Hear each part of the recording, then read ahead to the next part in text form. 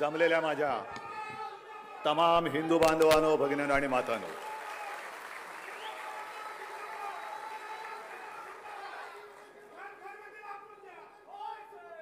विजयादशमीच्या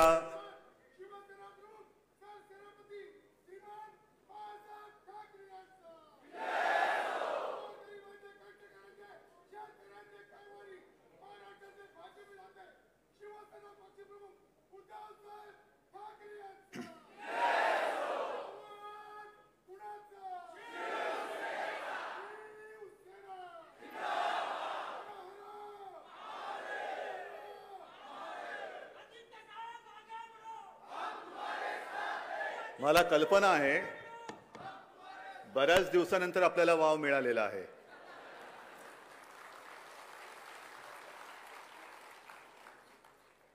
आवाज तसा कोणी आपला दाबू शकत नाही आणि आवाज दाबणारा अजून नाही, कधीच जन्माला येऊ शकत नाही.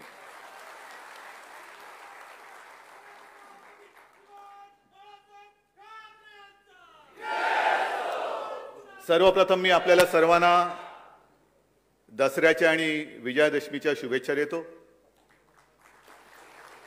मला पण जरा बरं वाटलं, बऱ्याच दिवसानंतर जमलेल्या माझ्या तमाम हिंदू बांधवांनो, भगिनींनो आणि मातांनो अशी साथ घालता आली. आजचा हा क्षण आपल्या आयुष्यामध्ये फार मोलाचा आणि महत्त्वाचा आहे. सुवर्ण क्षण असतो हा. जी परंपरा शिवसेना प्रमुखांनी 1966 साली सुरू केली ती समर्थपणे तुमच्या सगळ्यांच्या सोबतीने आपण पुढे नेत आहोत, याचा मला अभिमान आहे. माझ्यासाठी हा क्षण आणि हा दिवस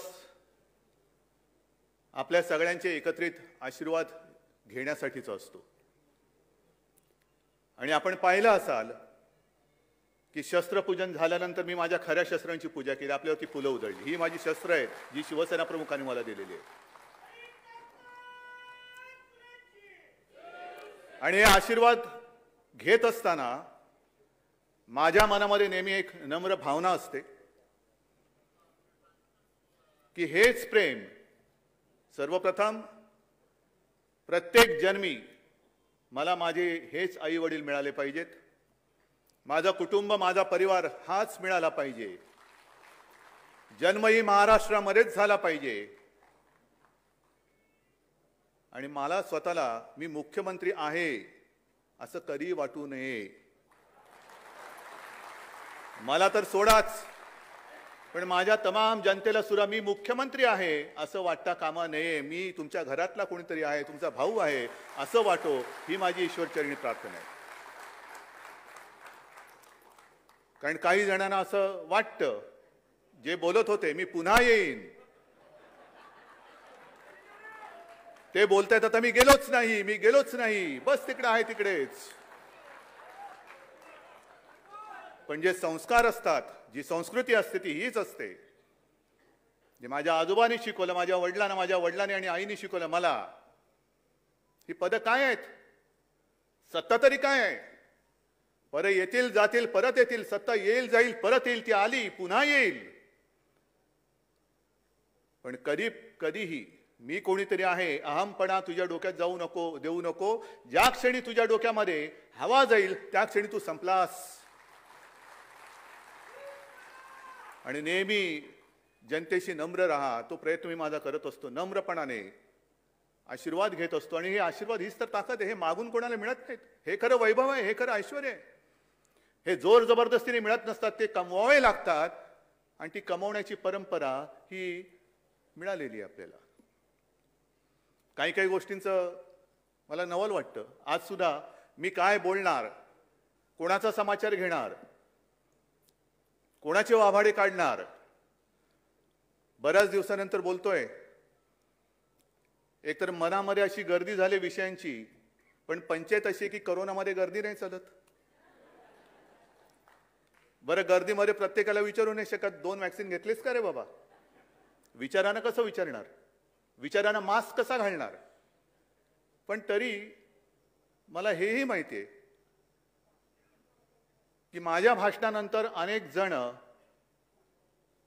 माझं भाषण संपतंय कधी आणि चिरकायला मिळतंय कधी तोंडामध्ये बोंडकं घालूनच बसलेले आहेत की यांचं भाषण होतंय कधी आणि आम्ही चिरकतोय कधी. चिरकू द्या. त्यांना उत्तर देण्यासाठी मी तुमच्याशी बोलत नाही, मी तुमच्यासाठी बोलतो आहे. मी माझ्या टीकाकारांसाठी बोलत नाहीये, मी तुमच्यासाठी बोलतोय, जनता जनार्दनासाठी बोलतो आहे, माता भगिनींसाठी बोलतोय. पण एक विकृती हल्ली आलेली आहे आणि मला आता असं वाटायला लागलेलं आहे की हे जे चिरकणं आहे, मग ठाकरे कुटुंबियांवरती हल्ले म्हणजे असा कोणी मायचा पूत जन्माला आलेला नाही, ठाकरे कुटुंबियावरती हल्ला, तिथल्या तिथे ठेचून टाकू त्याला, तिथल्या तिथे ठेचू. पण काही वाटेल ते बोलायचं, कुटुंबियांची बदनामी करायची. हे आता त्यांचं रोजगार हमीचं काम झालेलं आहे. रोजगार हमी काय करणार? कोरोनामध्ये सगळं बंद आहे, मग काय करायचं? तू चिरकलायस किती? एवढा चिरकलायस, मग हे त्याचे पैसे. एवढा चिरकलायस, हे चिरकत राहा. तुम्ही चिरकत राहा, पण माझा वाडा चिरेबंद आहे.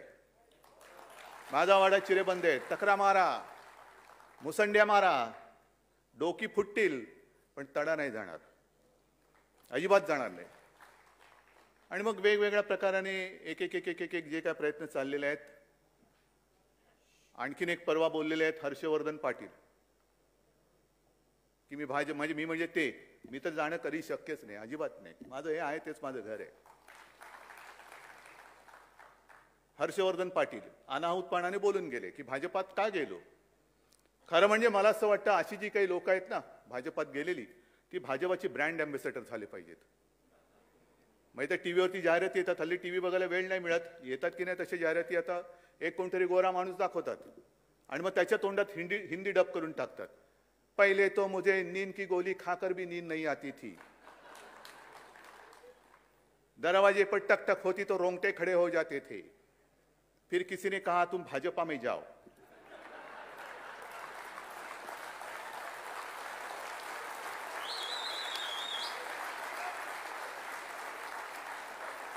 अब भाजपा पे जाने के बाद मैं कुंभकर्ण जैसी नींद सो सकता हूं, दरवाजे पर ठोका तो भी उठता नहीं हूं. ही काय लायकीची माणसं आणि ही आपल्या अंगावरती येत आहेत, आपल्याला आव्हान देत आहेत. हिम्मत असेल तर अंगावर या. अंगावर हा, आम्ही कोणाच्या अंगावर जात नाही, पण कोणी आलं तर आम्ही सोडत नाही. आम्ही कशाला येऊ तुमच्या अंगावरती? काय आहे तसं? लायकी तरी आहे का? पात्रता तरी आहे का? पण हीच शिकवण आम्हाला शिवरायांनी आणि शिवसेना प्रमुखांनी दिलेली, हे विसरू नका. आणि अंगावर आल्यानंतर शिंगावर घेण्याची भाषा करणार असाल तर स्वतःमध्ये हिम्मत आणि धमक असेल तर, आणि तर द्या. ईडी, सीबीआय, इन्कम टॅक्सच्या माध्यमातून देऊ नका. मी सुद्धा आज पक्ष प्रमुख म्हणून जर आव्हान द्यायचं झालं तर माझ्या या मर्द शिवसैनिकांच्या माध्यमातून देईन, त्यांच्या ताकदीवरती देईन. मुख्यमंत्री म्हणून देणार नाही. नाहीतर आव्हान द्यायचं आणि पोलिसांच्या मागे लपायचं, याला नामर्द म्हणतात. हे मर्दाचं लक्षण नाही, हिंदुत्वाचं तर नाहीच नाही, अजिबात नाही. पण काय काय जणांची वक्तव्याची मी 2 वक्तव्य तुम्हाला मी सांगितली. तसंच आणखीन एक विषय आहे. हिंदुत्व तर आहेच, विजयादशमी म्हटल्यानंतर हिंदुत्वाची विचारधारा तर आलीच. आज 2 मेळावे असतात, एक आपला आणि दुसरा RSSचा. आपले विचार एक आहेत, धारा वेगळ्या असू शकतील, पण विचार एक होते आहेत. म्हणून आणि म्हणूनच आम्ही केवळ आणि केवळ हिंदुत्व म्हणून भारतीय जनता पक्षाची युती केली होती. ज्यांना अजूनही वाटते मी मुख्यमंत्री, मी म्हणजे ते आहेत, राहिला असतात. जर तुम्ही शिवसेनेला दिलेलं वचन मोडलं नसतं तर कदाचित आज नाही तर उद्या तुम्ही सुद्धा मुख्यमंत्री परत झाला असतात, पण तुमच्या नशिबात नव्हतं, म्हणून तुम्ही वचन मोडलं. आणि मी हे पद स्वीकारलं, एका जबाबदारीने स्वीकारलं की केवळ आणि केवळ मी माझ्या पित्याला दिलेलं वचन म्हणून मी हे पद स्वीकारलं. शिवसेना प्रमुखांना दिलेलं वचन, तसं म्हटलं तर ते वचन अजून पूर्ण झालेलं नाही. मी त्यांना सांगितलं तुमचा शिवसैनिक मी मुख्यमंत्री करून दाखवीन, आणि तो मी दाखवीनच.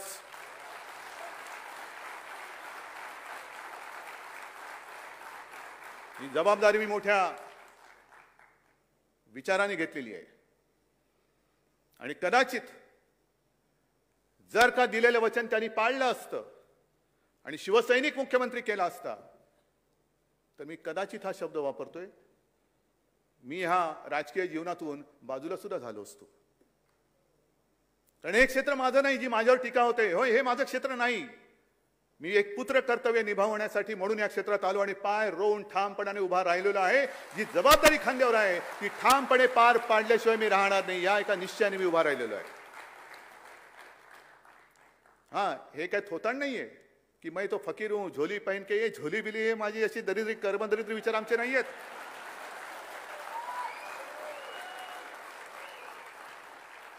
हे विचार आमचे नाहीत. पण जे 2 मेळावे मी म्हटले त्याच्यात आज सकाळी RSSचा मेळावा झालेला आहे, आता आपला मेळावा होतोय. हिंदुत्व ही विचारधारा एक आपल्या दोघांमध्ये समान आहे, एक धागा समान आहे. आणि हिंदुत्व म्हणजे काय, मला मोहनजींना सांगायचं की मोहनजी माफ करा, मी जे काय बोलणार आहे ते कृपा करून मी तुमच्यावरती टीका करतोय असं समजू नका. पण तुम्ही जे काय सांगत आहात आणि मी जे काय सांगतो आहे ते जर का आपलीच माणसं ऐकणार नसतील तर ही मेळाव्याची थेर करायची तरी कशाला. गेल्या वर्षी सुद्धा जे मोहनजींनी सांगितलं होतं हिंदुत्व म्हणजे काय, मी आणले त्यांची वाक्य ही आणलेली आहेत. पण एक मुद्दा मी स्पष्ट करू इच्छितो की आमचं हिंदुत्व म्हणजे काय, आमचं हिंदुत्व हे राष्ट्रीयत्व आहे. आणि शिवसेना प्रमुखांनी अनेकदा सांगितलेलं आहे, तुम्ही सुद्धा त्याला साक्ष आहात, की पहिल्यांदी आपण माणूस म्हणून जन्माला येतो, जात पात धर्म हा नंतर आपल्याला चिकटतो. मग काय करायचं आहे, धर्माचा अभिमान असायला पाहिजे, धर्म पाळायचा पाळला पाहिजे. पण प्रत्येकाने आपापला धर्म आपल्या घरात ठेवायचा आणि घराबाहेर जेव्हा मी पाऊल टाकतो तेव्हा हा माझा देश, हाच माझा धर्म असलाच पाहिजे, हे आमचं हिंदुत्व आहे. पण हा विचार आमचा आहे, ही शिकवण आम्हाला दिलेली आहे. अशी शिकवण घेऊन आम्ही घराबाहेर पडतो आणि देश हा माझा धर्म म्हणून जेव्हा आम्ही वाटचाल करत असतो त्यावेळेला जर का आमच्या वाटेमध्ये स्वतःच्या धर्माची मस्ती घेऊन मध्ये कोणी अडथळा आणला तर मग मात्र आम्ही एक कडवट देशाभिमानी, राष्ट्राभिमानी हिंदू म्हणून त्याच्या समोर उभे राहिल्याशिवाय राहणार नाही. ही सुद्धा आमची पुढची शिकवण आहे. हल्ली काय झालेलं आहे, नुसतं ब्ला ब्ला ब्ला ब्ला बोलत जायचं, टीका करायची, विचारांचा पत्ता नाही, कशात काही नाही, एकाचं पायपोस दुसऱ्यात नाही. आणि आज सुद्धा जे मोहन भागवतांचे जे आहेत विचार,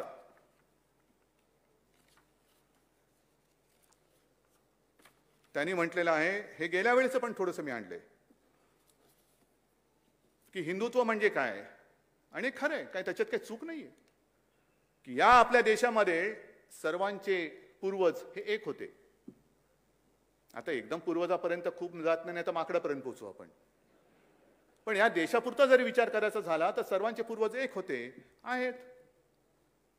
हे जर आपल्याला मान्य असेल तर मग विरोधी पक्षांचे पूर्वज काय परग्रहावरनं आले होते का. आता जे काही शेतकरी आंदोलन करतायत त्यांचे पूर्वज काय परग्रहावरनं आले होते काय. लखीमपूरला जे शेतकरी दिवसा ढवळ्या मारले त्यांचे पूर्वज काय परग्रहावरून आले होते. हा जो काही विचार आहे की आपण सगळे एक आहे, हिंदुत्व म्हणजे काय, आम्ही दुसऱ्याचा द्वेष मत्सर करत नाही, पण हे जे दिवसा ढवळ्या दिसतंय हे मोहनजी तुम्हाला तरी पटते का, तुम्हाला तरी मान्य आहे का. आणि मी जनतेला विचारतोय, तुम्हाला तरी मान्य आहे का.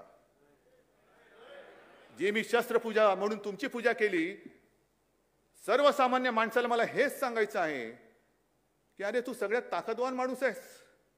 तुझ्या हातामध्ये जे शस्त्र आहे, लोकशाहीने दिलेले शस्त्र, ते आहे मत. आणि हे मत एका क्षणात रावाचं रंक आणि रंकाचं राव करू शकतो, एवढी ताकद तुझ्या हिंमत तुझ्या मनगटामध्ये आहे. तू कशाला कमजोर आहेस, कशाला तू दुबळा नाहीयेस. त्याच्यानंतर त्यांनी जे काय पुढे सांगितलेले आहे की एक तर आज हिंदू राष्ट्र हा शब्द जेव्हा संघ वापरतो तेव्हा त्यामध्ये सत्ता पिपासूपणा नसतो, त्यामध्ये सत्ता मिळवण्याची लालसा नसते, तर सर्व समावेशक अर्थाने हा शब्द संघ वापरत असतो. सत्तेसाठी संघर्ष करताना विवेक वापरावा, वैचारिक लढा हवा, युद्ध नको. मग तुमच्या विचारधारेतून, तुमच्या वर्गातून जे आता लोक बाहेर पडलेले आहेत आणि सत्ता काबीज करून बसलेली आहेत त्यांना ही शिकवणी परत लावा जरा एकदा. सध्या जो काय सगळा खेळ चालू आहे, वाटेल ते करायचं, पण मला सत्ता पाहिजे. व्यसनाधीनता जी हा जो एक प्रकार आहे, अंमली पदार्थ हा एक वेगळा भाग झाला, त्याचा तर नायनाट केलाच पाहिजे. पण सत्तेचं व्यसन हा सुद्धा एक अंमली प्रकारच आहे. अगदी बाजार उद्यान समित्यांपासून लोकसभेपर्यंत माझ्याच अंमलाखाली पाहिजे, हा सुद्धा एक अंमली प्रकारच आहे.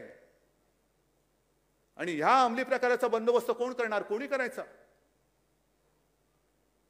आज ज्या पद्धतीने एक एक प्रकार चाललेले आहेत, का वाटेल ते कर. आता झालं, पुढच्या महिन्यात तुमच्या आशीर्वादाने ह्या आपल्या हक्काच्या सरकारला 2 वर्ष पूर्ण होतील. अनेक प्रयत्न केले, फोडण्याचे प्रयत्न केले, पाडण्याचा प्रयत्न केले. मी तर आज सुद्धा सांगतो, हिम्मत असेल तर पाडून दाखवा. आज पण सांगतो मी. पण तसं करून पडत नाही. मग आपल्याकडे तो खेळ आहे ना, छापा की काटा. छापा टाकायचा आणि काटा काढायचा.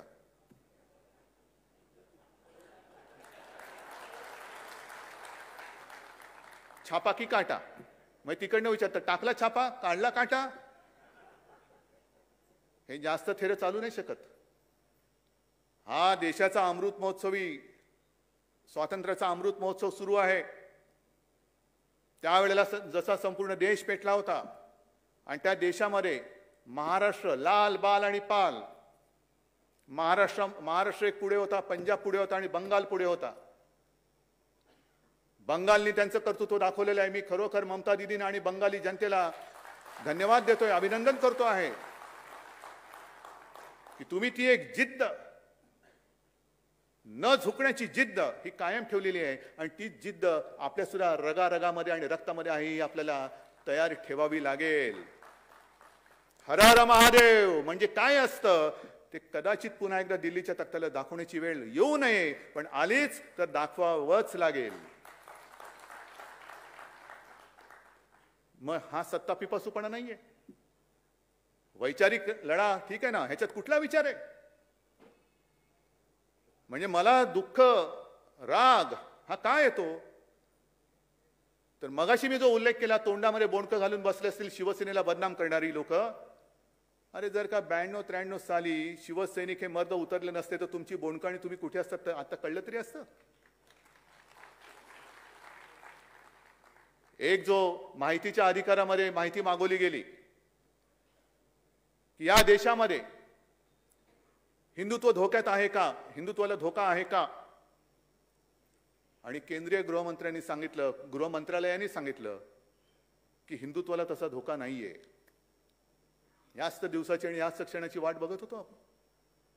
पण हिंदुत्वाला आता धोका नाहीये म्हटल्यानंतर आता खरं हिंदुत्व हे धोक्यामध्ये आहे. आणि ते परक्यांपासून नाही, तर हे उपटसुंब नव हिंदू जे उगवलेले आहेत त्यांच्यापासून त्यांना खरा धोका आहे.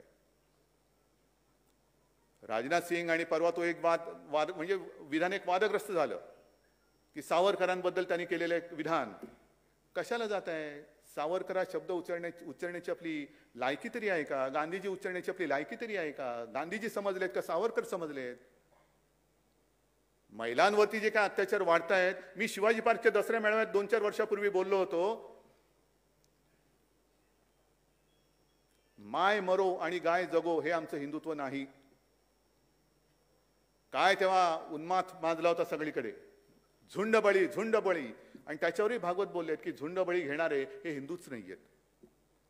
मग हे हिंदुत्व आहे तरी काय? कोणी शिकवायचं, कोणाला शिकवायचं आणि कोणाकडून शिकायचं? जर हिंदुत्वाला धोका नाही आहे हे आजचं जर का सत्य असेल, तर मग जेव्हा हिंदुत्वाला धोका होता त्यावेळेला एकच मर्द, ते म्हणजे एकमेव हिंदू हृदय सम्राट शिवसेना प्रमुख बाळासाहेब ठाकरे हा हिंदुत्वाच्या दुश्मनांसमोर उभा राहिला होता. हिंदुत्वाच्या दुश्मनांसमोर उभा राहिला होता. काय कसली पर्वा नाही केली. अनेक धमक्या आल्या, उडवून टाकू. अरे काय उडवून टाकू? त्यांनी जे सांगितलं होतं की धमक्या येत आहेत, पण ज्या रंगाची गोळी माझ्या शरीराला स्पर्श होऊन जाईल तो रंग या हिंदुस्थानातून आम्ही पुसून टाकल्याशिवाय राहणार नाही. कोणामध्ये धमक होती, कोणामध्ये हिंमत होती? 92-93 साली जेव्हा पूर्ण मुंबई पेटली होती, इतरही ठिकाणी दंगली झाल्या होत्या, कोण रस्त्यावरती उतरलं होतं? कोणी घेतली होती जबाबदारी? बाबरी पाडल्यानंतर सुद्धा सगळे लोक आज जे छाती काढून पुढे जात आहेत ते तेव्हा शेपटे त्यांना आहेत की नाही एवढ्या आतमध्ये गेलेल्या शेपट्या कापत कापत कापत बिळामध्ये लपले होते. आज शेपूट आणि छाती पुढे काढून सांगताय. थरथरत होतं ते, बोलायची कोणाची हिंमत नव्हती. आणि तेव्हा शिवसेना प्रमुख बोलले होते, गर्व से कहो हम हिंदू है. आणि तेव्हाही मुंबई वाचवली होती ती पोलिसांच्या मदतीने नाही, लष्कराच्या नाहीच नाही. पोलीस आणि लष्कर हे शिवसैनिकांना पिटत होते. मला आठवतंय कुर्ला चेंबूर भागातली कुठली तरी झोपडपट्टी असेल, मी गेलो होतो तिकडे. एका झोपडीत गेलो, अंगावरती शहारा आला माझ्या. संपूर्ण झोपडी म्हणजे घर उद्ध्वस्त झालेलं, गॅस सिलेंडर पडलेला आहे, कपडे पडलेले आहेत, बांगड्या फुटलेल्या आहेत, रक्ताचा सडा पडलेला आहे. मी विचारलं शिवसैनिकांना, काय रे काय झालं इकडे? तर नाही, इथल्या महिलेला घरात कोणी नाही असं बघून हे जे हैवान होते ते उचलून नेत होते. घरामध्ये कोणी नव्हतं, कारण घरातले सगळे जे पुरुष होते ते कामासाठी बाहेर गेलेले. मग ते नाही, आमच्या जेव्हा लक्षात आलं तेव्हा आम्ही घुसलो. मग त्यांच्याकडे कोयते, तलवारी, सगळ्या काही गोष्टी होत्या. म्हटलं तुम्ही काय केलं? मग त्याला बाजूला मला नेलं. एक सिंगल ब्रिक वॉल ज्याला म्हणतो ना, ती अशी अर्धवट पडलेली होती. तर त्यांनी मला सांगितलं की धक्के मारून आम्ही ह्या भिंतीला पाडलं आणि त्या विटा घेऊन त्यांच्यावरती मारले, तेव्हा ते पडून गेले. हा माझा मर्द शिवसैनिक आहे. हा मर्द शिवसैनिक. कोणतरी एक तरी होता तिकडे, कोणतरी तिकडे हजर होता. आणि तोच शिवसैनिक केवळ तुमची आज पालखी वाहत नाही म्हणून भ्रष्टाचारी झाला, त्याच्यावरती आरोप करताय. मागेही मी सांगितलं, आज सुद्धा सांगतोय, होय आम्ही पालखीचे भोई आहोत, जरूर आहोत, पण ती आमच्या राष्ट्रभक्तीची, देशभक्तीची आणि हिंदुत्वाची पालखी आहे. तुमची पालखी वाहणारे आम्ही भोई नाही आहोत. मानाची पालखी ती माझ्या देशाची असेल, माझ्या भारत मातेची आहे. पण तुमच्या पक्षाच्या पालख्या वाहण्यासाठी या शिवसैनिकाचा जन्म झालेला नाही. देव, देश आणि धर्मासाठी या शिवसैनिकाचा जन्म झालेला आहे. पण तो शिवसैनिक तुम्ही भ्रष्ट ठरवून टाकता का? तर तुमच्या पालख्या वाहत नाही. हे आमचं हिंदुत्व नाही. वाईट काळामध्ये सोबत असलेला आपला सहकारी, आपला सोबती तेव्हा चालत होता. म्हणजे हर्षवर्धन पाटील आज तुमच्यात भाजपात आल्यानंतर एकदम पवित्र झाले. हे गटाराचं पाणी तुमच्यात टाकलं तर गंगा, आणि ते पाणी दुसरीकडे टाकलं तर गटार गंगा. हे जी काही थेर चाललेलं नाही, हे हिंदुत्व नाहीये. कोणाच्याही कुटुंबावरती, वैयक्तिक पत्नीवरती, मुलांवरती खोटे आरोप करणं हे हिंदुत्व नाही. ह्याला नामर्द किंबहुना अक्कर माशापणा म्हणतात. मर्द कसा, शिवराचं नाव घ्यायचं तर मर्दासारखा समोर गेला पाहिजे. कोणाच्या तरी आडून लपून हल्ले करायचे आणि मग तो मी नव्हेच, शंड आहेस तू. माफ करा जरा थोडीस, एवढ्या वर्षानंतर काहीतरी वडलोपार्जित जी संपत्ती शब्दांची आहे ती तरी वापरू द्या. आहे संपत्ती सगळी आहे माझ्याकडे. अगदी थोडेफार आजोबांचे शब्द पाठ आहेत, वडिलांचे तर आहेच आहेत. पण जरा माचा संस्कार आहे म्हणून ते वाचतायत. नाही तर फाडायला काही वेळ नाही लागत, फाडायला वेळ नाही लागत. पण तो शिवसैनिक तुमच्या लेखी आज भ्रष्ट झाला, त्याच्या मागे तुम्ही लागताय. मगाशी मी तुम्हाला सांगितलं की छापा का काटा, काटा कसा असतो हे एकदा बोचल्यानंतर कळेल. नशीबवान समजा अजून बोचत नाहीये, अजून बोचत नाहीये. पण सत्ता पिपासूपणा किती, प्रत्येक सगळ्या गोष्टी मला पाहिजे. अरे घे ना बाबा. निवडणुका आल्यानंतर 2 पोटनिवडणुका, एक पंढरपूरची झाली आणि आता एक दुसरी लागले. पण दोन्ही पोटनिवडणुकांमध्ये यांच्याकडे स्वतःचे उमेदवार नाहीत. उपरे लागतात, उपरे. आणि जगातला मोठा पक्ष काय मोठा पक्ष आहे, उमेदवारच नाही, उपरे घ्यावे लागतात. घे उपरे आणून आणून आणून, म्हणजे प्लॅटफॉर्मवरची गर्दी, मोठा पक्ष. या सगळ्या गोष्टींचा हा सगळा उबग आलेला हा प्रकार आहे. मगाशी तुम्ही जे काही एक फिल्म बघितली, ही फिल्म ही का दाखवली? साधारणतः मेळाव्यामध्ये वक्त्यांची रांग असते. म्हटलं यावेळेला एक वेगळा प्रकार करू. आपण केलेली कामं हाच आपला वक्ता, हाच आपला वक्ता. आणि अभिमानाने तुम्हाला सुद्धा सांगता आलं पाहिजे की होय हे आम्ही केलेलं आहे, माझ्या शिवसेनेने केलेलं आहे. बरीच कामं आहेत जी एका फिल्ममध्ये आपण आणू शकत नाही. आणखीन काही कामं आहेत. एक 2-4 कामं तुम्हाला मी आता सांगणार आहे, पण पहिल्या प्रथम मी एकनाथ तुम्हाला आणि आपल्या ठाण्यातल्या तमाम शिवसैनिकांना धन्यवाद देतोय. का माहिती आहे तुम्हाला? कारण त्यांनी नवरात्रीमध्ये 9 दिवस गरबा खेळला. ही नाही आपली पद्धत. आम्हाला गरब्याला परमिशन देत नाही. हे कसलं हिंदुत्व? ते हिंदुत्व नाहीच. नवरात्रीचा जो मुहूर्त आहे, नवरात्रीचे जे दिवस आहे, तो जो सण आहे, त्या पूर्ण 9 दिवसात ठाणेकरांनी रक्तदान केलेलं आहे आणि विक्रम केलेला आहे. कोणत्या तरी पक्षामध्ये ही धमक, ही जाण, ही जाणीव, ही जाग ही शिल्लक राहिलेली आहे. ही शिल्लक राहिली.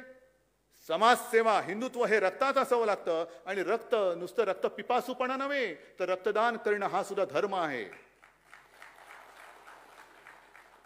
आणि रक्तदान करताना आम्ही हे नाही विचारत हे रक्त कोणाला जाणार आहे? हिंदूला जाणार आहे का मुसलमानाला जाणार आहे? मराठी माणसाला जाणार आहे का अमराठी माणसाला? नाही. जे मोहनजी तुम्ही सांगताय ना, सर्वांचे पूर्वज एक होते. रक्तदान आम्ही करतो आहोत. ज्याला ज्याला गरज असेल आणि ज्याचे जीव आम्ही वाचवू शकतो त्याला आमचं रक्त देतो आहोत आम्ही.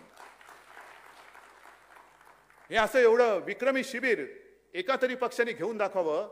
आणि घेतल्यानंतर किमान त्यांच्या इकडे बॅनर लावायला तरी लोक आली पाहिजेत. रक्त द्यायला तर दूरच, रक्त द्यायला तर दूरच, पण बॅनर लावायला तरी आली पाहिजेत. मधल्या काळामध्ये एक राज्यपाल महोदयांनी मला पत्र लिहिलं आहे. प्रकार गंभीर आहे. महिलांवरचे अत्याचार वाढतायत. आणि मध्ये एक जी घटना घडली होती त्याचा उच्चारही करू नये एवढी ती निर्घुण आणि जेवढी निंदा करावी ती कमीच आहे. पण त्यांनी लगेच सांगितलं की विधानसभेचं 2 दिवसाचं अधिवेशन घ्या.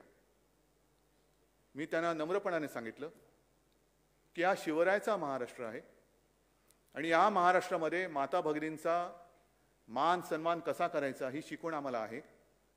परंतु तरी देखील या गोष्टी घडतायत. घडल्यानंतर कोणी जरी असला तरी त्याला दया माया क्षमा आम्ही दाखवणार नाही, अजिबात नाही. आणि त्याप्रमाणे ती घटना जेव्हा घडली त्याच्यानंतर एक जेमतेम 15-20 मिनिटात, अर्ध्या तासामध्ये त्या नराधमाला आपण अटकेत टाकलं. आणि आता फक्त एक केसची औपचारिकता बाकी आहे, नाहीतर त्याला फासावरती लटकवल्याशिवाय आपण काही सोडत नाही.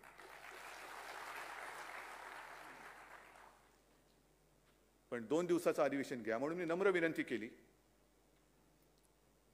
तर त्यांना म्हटलं की महिलांवरचे अत्याचार हे तर देशभर वाढत आहेत आणि आपली संस्कृती एक आहे, हिंदुत्व आपलं सगळ्यांचं एक आहे. तर विधानसभेचं अधिवेशन कशाला? आपण मोदीजींना सांगा 2 दिवसाचं संसदेचंच अधिवेशन घ्या ना, आठवड्याभरचं घ्या. तमाम सर्व माझ्या देशातले जे लोकप्रतिनिधी आहेत ते तिकडे येतील, आपापल्या राज्यातल्या काही गोष्टी तिकडे सांगतील. पण मात्र नुसती चर्चा, तोंडाची वाफ दवडली आणि निघून गेले असं होता कामा नये.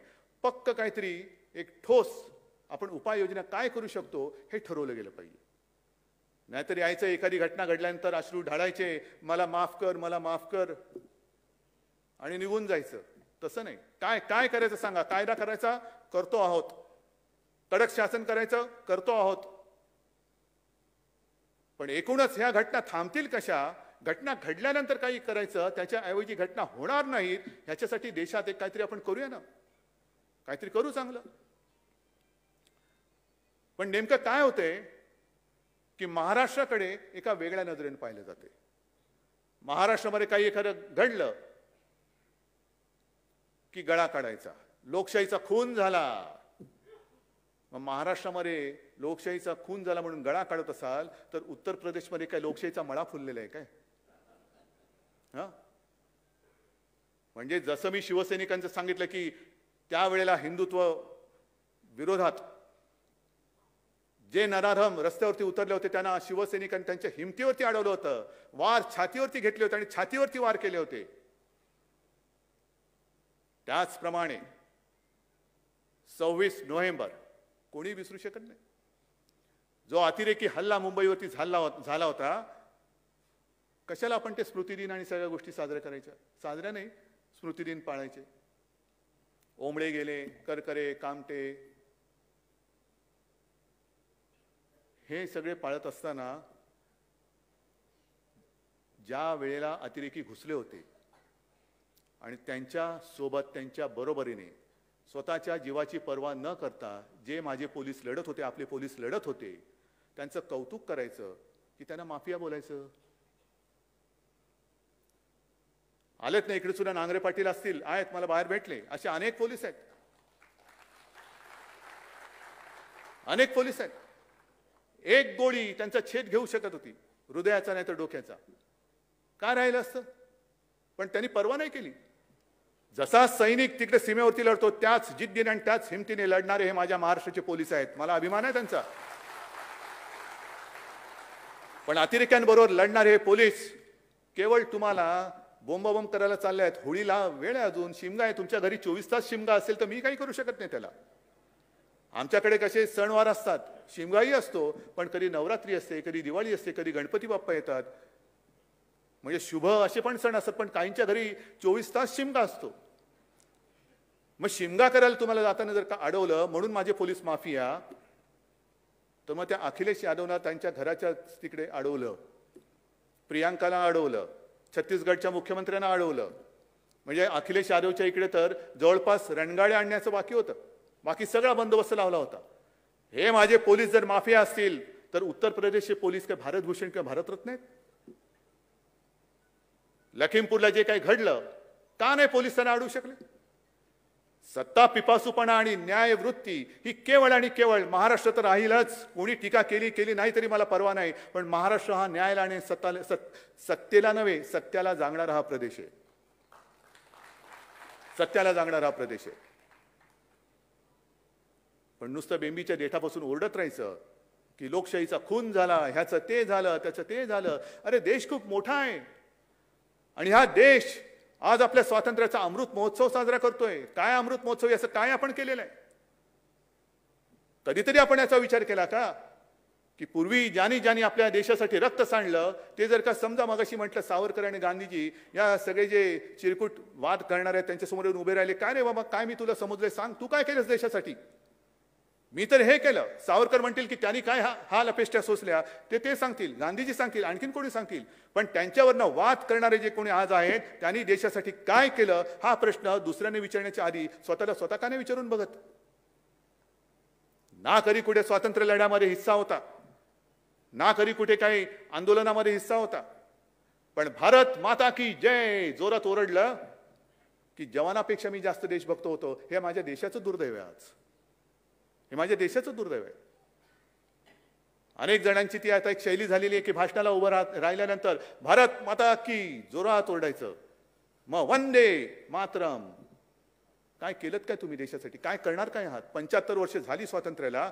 कधीतरी आपण थांबून कधीतरी पाठी वळून बघणार आहोत की नाही की मी माझ्या देशात नेमकं केलं काय आणि माझा देश नेमका चाललाय कुठे? मला तर स्पष्ट वाटतं की अमृत महोत्सवामध्ये नुसतं रोषणाई केली. काल सुद्धा छत्रपती शिवाजी महाराजांच्या पुतळ्याचं आपण रोषणाईचं एक उद्घाटन केलं. तिकडे जे काय शिवाजी पार्क, शिवतीर्थ त्याच्यात रोषणाई केली. आता आपण इकडे बसलो असताना शिवसेना प्रमुखांच्या पुतळ्याच्या तिकडे रोषणाई सुरू करतो आहोत. बस झालं आमचं काम. पुढच्या 15 ऑगस्टला खिशावरती तिरंगा लावायचा आणि फिरायचं हातात झेंडा घेऊन भारत माता की. नाही, या वर्षामध्ये काही गोष्टींवरची चर्चा व्हायला पाहिजे, उघड चर्चा व्हायला पाहिजे.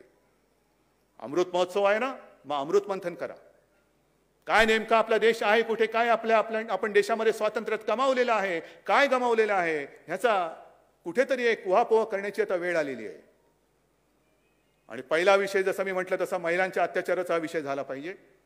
आणि त्याच बरोबरीने आपल्या देशाची जी एक पद्धत आहे संघराज्यावरती सुद्धा चर्चा खुलेपणाने झाली पाहिजे. काय केंद्राचे अधिकार किती आहेत, राज्याचे अधिकार किती आहेत.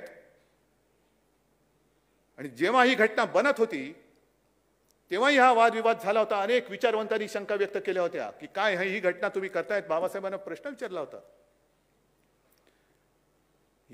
ही सगळी कलमं आल्यानंतर केंद्राच्या दडपणाखाली, केंद्राच्या खाली ही राज्य राहतील काय? केंद्र ह्यांना जगू देईल काय? कारण आपला देश जो झालेला आहे तो इंग्रजांच्या वेळेला, इंग्रजांच्या आधी तुकड्या ताकड्यामध्ये विभागला होता. नंतर सगळे येऊन आपण संघ राज्य म्हणून झालो. एक एक राज्य, भाषावार प्रांत रचना झाली. मग राज्याला अधिकार काय? केंद्रवरती राहील आणि राज्य खालती राहतील. आणि तेव्हा ठामपणाने बाबासाहेबांनी सांगितलं होतं की अजिबात होणार नाही. केंद्रा एवढीच सर्व राज्य देखील सार्वभौम आहेत आणि सार्वभौम राहतील. केंद्राला सुद्धा आणि राज्याला सुद्धा केंद्राबरोबरीचेच हक्क दिलेले आहेत. फक्त 3 गोष्टी ज्या आहेत त्या आणि त्याच वेळेला केंद्र राज्याच्या कारभारात हस्तक्षेप करू शकतो. तो म्हणजे 1 आणीबाणीजन्य परिस्थिती, 2 परकीय आक्रमण आणि 3 विदेशाबरोबर संबंध कसे असावेत हे ठरवण्याचं धोरण हे केंद्र सरकार घेऊ शकतं. अन्यथा जर केंद्राने राज्यांच्या कारभारात ढवळाढवळ केली तर ते घटनाबाह्य ठरेल. म्हणजे थोडक्यात घटनेची दुर्घटना होईल. कोण? नाही, हे चालू दिसतंय ना तुम्हाला. मग ह्याच्यावरती कोण बोलणार आहात की नाही देशामध्ये? आणि पुन्हा एकदा सांगतो मी, मी बोलल्यानंतर याच्यावरती जे गल्ली बोळातले कायदे तज्ञ आहेत ना आपले टीकाकार, त्यांच्याकडनं मला उत्तराची अपेक्षा नाही. त्यांची उत्तर मी कचऱ्याच्या टोपलीत टाकून देईन.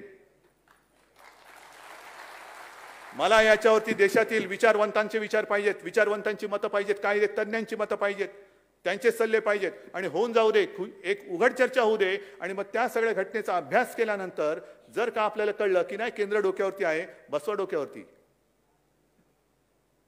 पण जर का घटनेने आम्हाला राज्यांना सार्वभौम केंद्र एवढंच दिलं असेल सार्वभौमत्व, तर मग मात्र केंद्राची लुडबुड रोजच्या कारभारामध्ये होता कामा नये, ती चालू दिली जाता कामा नये. हे देशातील सर्व राज्यांनी आता ठरवण्याची वेळ आलेली आहे. जो मी उल्लेख केला ना की सत्ता पिपासूपणा, हे सुद्धा एक व्यसन आहे. पण त्या व्यसनापायी म्हणजे अंमली पदार्थामध्ये जर का नशा कोणाला करण्याची सवय लागली तर त्याच्यात त्याचं स्वतःचं आयुष्य आणि कुटुंब उद्ध्वस्त होतं. पण सत्तेची चटक, सत्तेचं व्यसन एकदा लागलं की कारण नसताना तुम्ही दुसऱ्याचे आयुष्य उद्ध्वस्त करताय, दुसऱ्याची कुटुंब आणि त्याचं घरदार उद्ध्वस्त करताय. हे व्यसन सगळ्यात वाईट आहे आणि हे पहिलं ह्या देशातून उपटून टाकलं पाहिजे. हे उपटून टाकलं पाहिजे. पूर्वी तुम्हाला सगळ्यांना कल्पना आहे की मार्मिक ची सुरुवात झाली, त्यातनं शिवसेना कशी झाली आणि त्याच्यात एक सदर सुरू केलं होतं शिवसेना प्रमुखांनी, वाचा आणि थंड बसा. माहिती आहे ना कोण? आता मार्मिक, त्या काळातले मार्मिक वाचणारे कोण आहेत का इकडे शिल्लक? आहात ना? आता ही बाकीची एवढी नवी पिढी आहे, वरती पण आहेत ना? नाही, तुम्ही सगळे या सगळ्या आजच्या शिवसेनेची पाळमुळं आहात. कारण तेव्हा थेट शिवसेना प्रमुखांच्या विचारातनं तुम्ही उभे राहिलेले आहात. वाचा आणि थंड बसा. काय सदर होतं? कसलं होतं सदर? आपल्याच राज्यात भूमिपुत्रांवरती जे काही हक्क हिरावले जात होते त्याच्यावरती ते होतं. आता 1-2च गोष्टी मी तुम्हाला सांगतोय आणि पुन्हा तुम्हीच सांगायचं वाचायचं आणि थंड बसायचं का. जो संघ राज्याचा उल्लेख केला, देश आणि राज्य कसे संबंध पाहिजेत. मी मुख्यमंत्री आहे, हिंदुत्ववादी तर आहे, हिंदू तर आहेच, आणि मी विधानसभेत बोललेलो आहे. मला काय त्याच्याबद्दल लाज वाटण्याचं कारण नाही, लाज तर वाटूच शकत नाही, भीती तर अजिबात वाटत नाही. पण मुख्यमंत्री म्हणून सगळ्यांशी समानतेने वागण्याचा एक ते जे काही कर्तव्य असतं ते आम्ही करतो आहोत. आणि हीच शिकवण आमच्या हिंदुत्वामध्ये. दुसऱ्या कोणाचा द्वेष करायचा नाही. त्यावेळेचं एक उदाहरण सोडलं तर त्याच्यानंतर कधीतरी शिवसैनिकांनी कोणावर तरी उगाच हल्ले केलेत का, दंगली केल्यात का? नाही ना. अंगावर आला तर शिंगावर घेऊ, हे त्याला म्हणतात. पण एक सत्ताधारी म्हणून सगळा देश माझा आहे, त्याच्यामुळे हे राज्य माझं, इकडे माझं राज्य आहे, माझ्या पक्षाचं राज्य आहे म्हणून इकडे मी झुकतं माप देणार, हे त्यांचं राज्य आहे त्यांना मी हाकलून देणार, असं नाही चालणार. 1-2 गोष्टी ज्या मी तुम्हाला दाखवतो आहे, हे बघा. हे माहितीच्या अधिकारात मिळालंय, माहितीच्या अधिकारात मिळालेलं आहे. काय बातमी? केंद्रीय मंत्री सर्वानंद सोनोवाल यांचा फतवा, देशातील 11 बंदरांचा 75% CSR फंड गुजरातकडे वळवला. का महाराष्ट्र या देशाचा घटक नाहीये? दुसरे राज्य या देशाचा घटक नाहीये? 75% निधी. आणि त्याच्यात सुद्धा त्यांनी असं म्हटलेलं आहे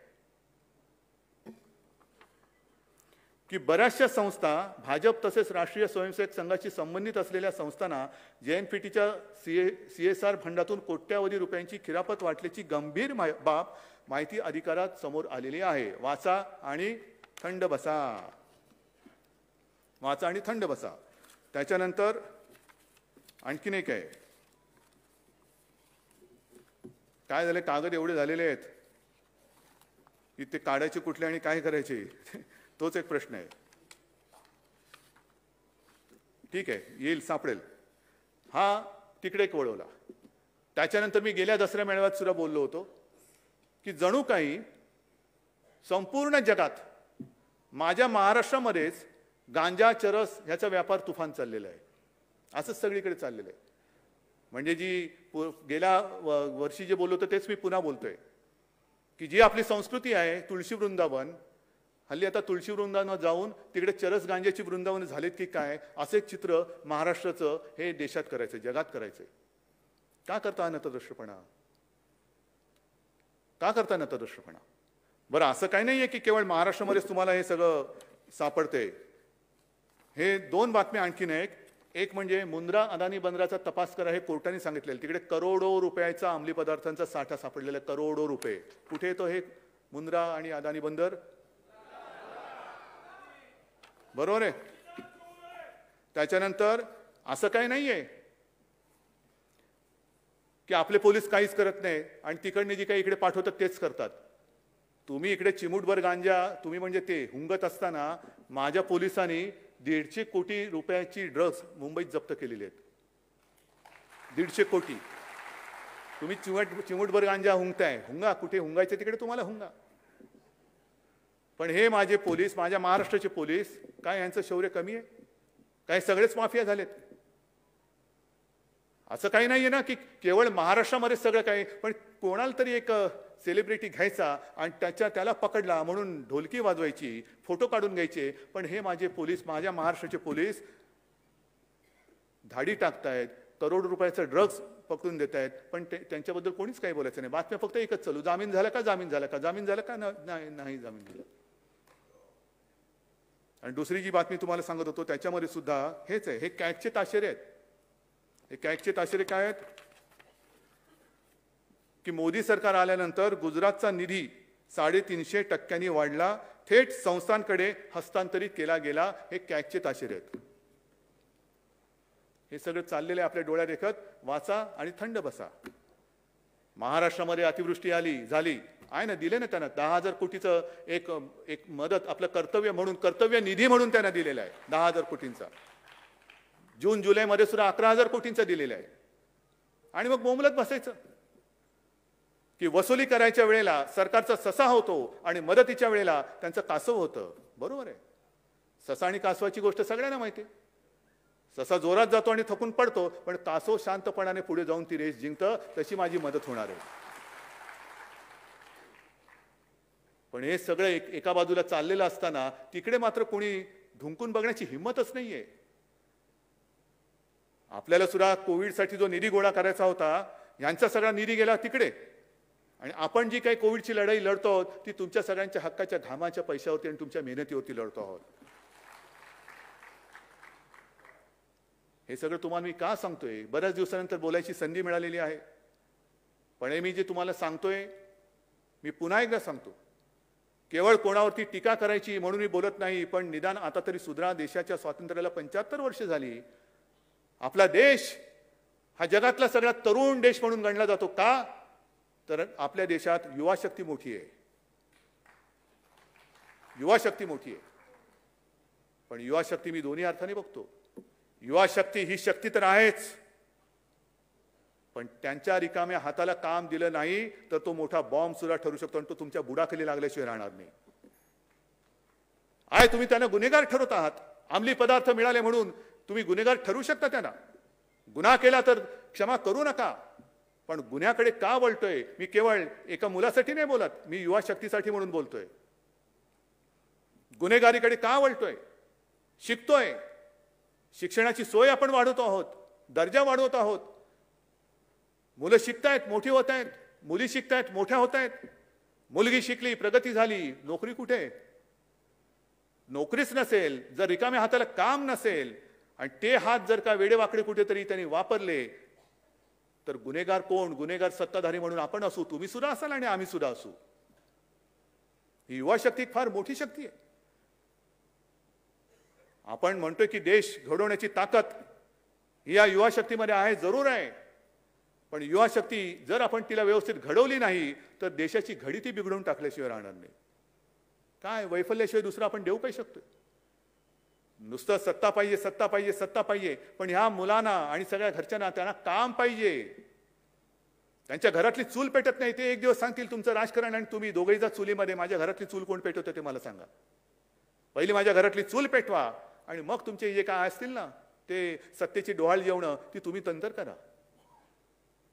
ही युवा शक्ती फार महत्वाची. आपण एक प्रयत्न करतोय महाराष्ट्रामध्ये या कोरोनाच्या काळात सुद्धा उद्योगधंदे आणण्याचा प्रयत्न करतोय. एक संधी आता जगात आहे असं म्हणतात की चीनमधून बऱ्याचशा कंपन्या बाहेर पडतायत. आपण महाराष्ट्रामध्ये आणण्याचा प्रयत्न करतोय. आपण महाराष्ट्र पुढे नेण्याचा प्रयत्न करतो आहोत. महाराष्ट्र पुढे नेण्याचा प्रयत्न करतो आहोत आणि त्याच वेळेला पोटात दुखतंय म्हणून हे महाराष्ट्राला बदनाम करण्याचा विकृतपणा करता आहेत.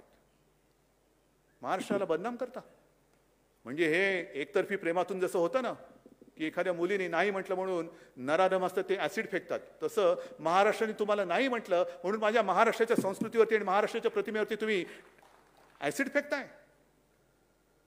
कुठे फेडणार आहे पाप? काय मिळवणार तुम्ही महाराष्ट्राला बदनाम करून? अरे सत्ता पाहिजे देऊन टाकतो, जा आणि भोगा सत्ता. पण माझ्या महाराष्ट्राला जे आम्ही काम करतोय ना तसं काम करून दाखवा. आम्हाला तरी दुसरं काय पाहिजे? आम्हाला तरी दुसरं काय पाहिजे? कामं कामं कामं जी मी सांगत होतो की काही कामं आणखीन राहिलेली आहेत.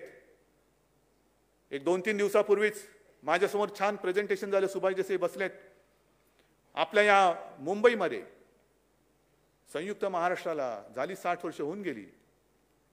पण या मुंबईमध्ये अजूनही मराठी भाषा भवन कोणी केलं नाही. ते आपलं महाविकास आघाडीचं सरकार दिमागदार इमारत माझ्या मराठी भाषा भवन आपण तिकडे उभं करतो आहोत.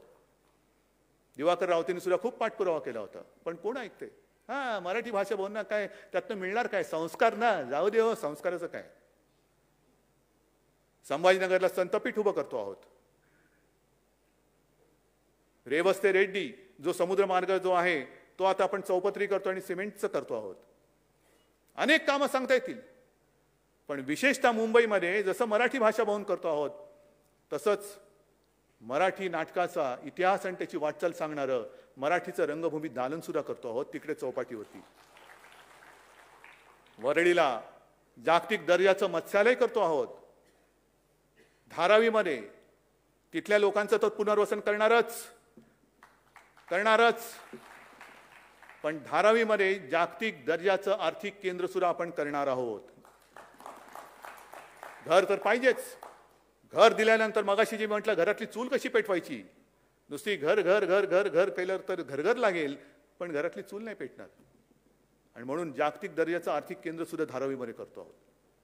आणि आणखीन एक महत्त्वाची गोष्ट जी करतो आहोत ती म्हणजे मुंबईमध्ये एक लष्कराचं संग्रहालय करतो आहोत. हे संग्रहालय म्हणजे काय? नुसतं रणगाड्या आणून उभे केले, कोणाचे फोटो आणून लावले तसं नाही. तिथे माझी कल्पना अशी आहे की जो जवान आपल्यासाठी सरहद्दीवरती उभा राहतो, काही लोक म्हणजे बरीच लढाई कधी होऊच नाही.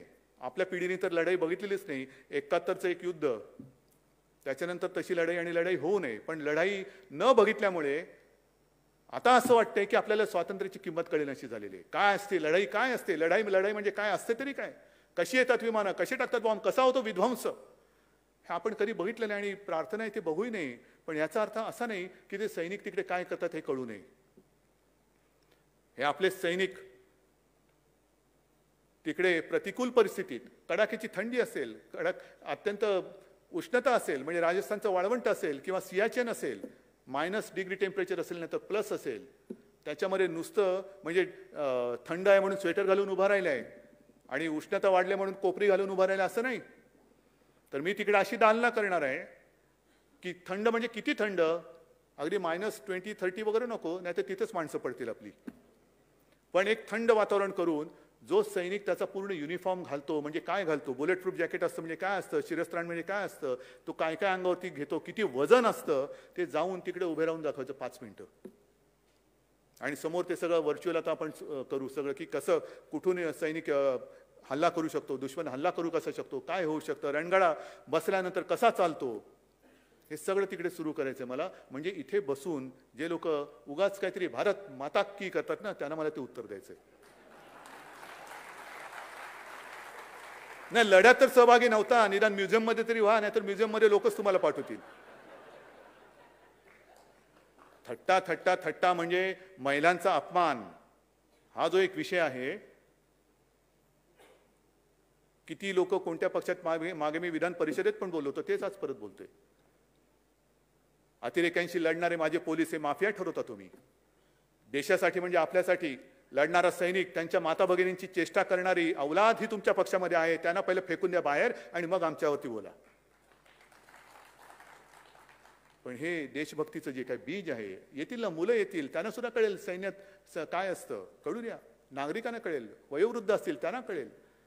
या अशा सगळ्या गोष्टी आपण या मुंबईमध्ये करतोय. आणि म्हणून मला असं वाटतं नम्रपणाने की बऱ्याच गोष्टी बोलायचे तेवढं मी बोललेलो आहे. आणखीन काही उगाच बोलत बसलो तर त्याला काय अर्थ राहणार नाही, लक्षात काहीच राहणार नाही.